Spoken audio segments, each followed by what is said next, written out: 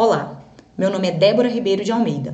Sou residente de psiquiatria pelo Hospital São Vicente de Paulo, CESDF, e esse vídeo faz parte de uma pesquisa sobre o reconhecimento e o manejo do delírio em crianças e adolescentes criticamente doentes em unidades de terapia intensiva pediátrica. Nosso objetivo é revisar os principais conceitos sobre o tema, promovendo atualização para qualificar o cuidado. E o que é o delírio? O delírio é uma disfunção cerebral aguda e transitória, que altera o estado mental e manifesta-se por desatenção, pensamento desorganizado, distúrbios perceptivos e alterações psicomotoras. Um aspecto central é a flutuação dos sintomas ao longo do dia, com alterações no nível de consciência e do ciclo sono-vigília. Ele pode se apresentar como hiperativo, com agitação, irritabilidade, inquietação, alucinações ou comportamento de oposição. Hipoativo, que é o subtipo mais comum, cursa com apatia, redução da interação, lentidão e sonolência excessiva. E o misto, uma alternância entre estados hipoativos e hiperativos ao longo do dia. As alterações comportamentais e perceptivas podem ser tão pronunciadas que não é incomum que os cuidadores descrevam a criança como irreconhecível, referindo-se a ela como "esse não é o meu filho". Já entre os fatores de risco, podemos dividi-los em modificáveis e não modificáveis. Entre os não modificáveis estão os extremos de idade, sobretudo crianças menores de 3 anos, uma maior prevalência no sexo masculino em relação ao feminino, episódio prévio de delírio, comprometimento cognitivo pré-existente, como na deficiência intelectual e no TEA, patologias prévias do sistema nervoso central e uma maior permeabilidade da barreira hematoencefálica.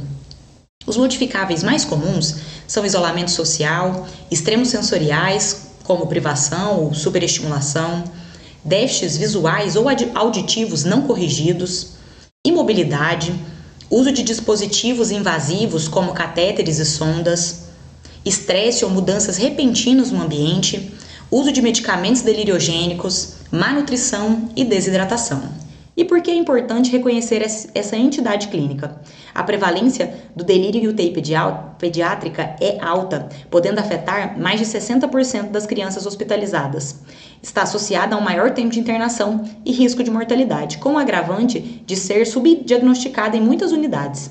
O subdiagnóstico é explicado devido à não utilização de escalas padronizadas para detecção do delírio, desconhecimento do subtipo hipoativo, dificuldade em avaliar crianças pré-verbais e confusão com outros quadros, como dor, abstinência, intoxicações, reações extrapiramidais induzidas por neurolépticos, status epiléticos não convulsivos, transtorno depressivo maior e catatonia. A sedação inadequada, sobretudo quando excessiva, dificulta a avaliação neurológica e o diagnóstico precoce de complicações agudas. Embora as consequências a longo prazo do delírio sejam pouco estudadas, há risco de memórias confusas deste período, além do surgimento de sintomas de estresse pós-traumático em crianças e seus familiares, o que reforça a importância do reconhecimento precoce e de sua prevenção. E como identificar? A primeira etapa é a avaliação do nível de consciência, utilizando a escala RASS. Se a pontuação for -4 ou -5, o paciente está profundamente sedado e deve ser reavaliado em outro momento. Se a escala for maior ou igual a -3, aplicamos escalas específicas. A KPD, ou escala de Cornell, é aplicada desde recém-nascidos até 21 anos, com ou sem atraso do desenvolvimento cognitivo. Traduzida e validada para o português do Brasil desde 2018, consiste em 8 perguntas, baseadas na observação clínica das últimas 4 horas, pontuando-as de 0 a 4. Pontuações acima de 9 sugerem delírio. Os itens incluem estado de alerta, comunicação verbal ou não verbal, ciclo sono-vigília, alterações motoras e emocionais e resposta a estímulos familiares.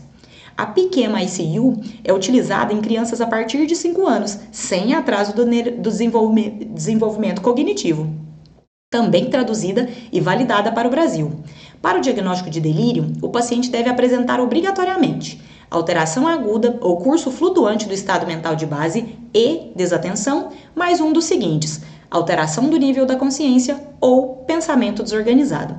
A sua aplicação é feita por meio de perguntas, mas pode ser adaptada com o uso de figuras.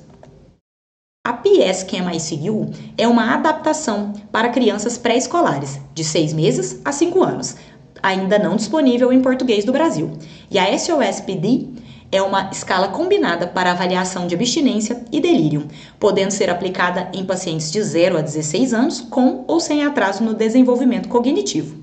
Essas escalas devem ser aplicadas no mínimo 2 vezes por dia, ou conforme indicação clínica. É importante destacar que a escala de coma de Glasgow não é utilizada para rastreio de delírio nessa população. E como prevenir e tratar? As medidas não farmacológicas são a base tanto do tratamento quanto da prevenção. Identifique e corrija os fatores predisponentes, como hipoxemia, distúrbios metabólicos, infecções, dor, síndrome de abstinência e outros. Promova um ambiente adequado, com iluminação, redução de ruídos, presença de fotos, brinquedos ou outros objetos familiares. Forneça óculos ou aparelhos auditivos em crianças que faziam o uso prévio destes. Possibilite a presença de familiares de uma rotina estruturada e adeque o estímulo físico e social respeitando o subtipo. Ambiente calmo, no delírio hiperativo, e incentiva a mobilidade e interação no subtipo hipoativo. Realize a demarcação clara dos períodos diurno e noturno, pois isso favorece a reorganização do ciclo sono-vigília. Evite medicamentos deliriogênicos, como benzodiazepínicos, sempre que possível, e minimize o uso de dispositivos invasivos ou os retire precocemente, pois o uso prolongado é um fator de risco importante e modificável. Quanto ao tratamento farmacológico, é indicado quando o delírio compromete a segurança ou o conforto do paciente e medidas não farmacológicas falharam. O haloperidol é a principal opção para agitação em crianças menores de 4 anos, podendo ser usado pelas vias oral, intramuscular ou intravenosa, embora a última não esteja aprovada pelo FDA. O ECG prévio é importante e recomendado pelo risco de prolongamento do intervalo QTC. Risperidona é uma opção em maiores de 5 anos, que tenham condições de receber medicamentos pela via oral. Os benzodiazepínicos são reservados para delírio causado especificamente por abstinência de benzodiazepínicos ou álcool. No delírio hipoativo, o foco deve ser o manejo dos fatores precipitantes, além da adoção de medidas não farmacológicas. Os psicoestimulantes, como o metilfenidato, têm evidências controversas na população adulta e não devem ser recomendados em pediatria. Muito obrigada por assistirem esse vídeo até o final. Espero que o conteúdo ajude no cuidado às crianças graves. Convido vocês a retornarem ao formulário para responder ao pós-teste. A colaboração de vocês é muito valiosa para ampliarmos o conhecimento e aprimorarmos o cuidado no delírio pediátrico. Na descrição do vídeo, vocês encontram o link para um drive com as referências utilizadas, além dos documentos completos das escalas e suas instruções de aplicação. Se houver dúvidas, entre em contato comigo por WhatsApp ou por e-mail.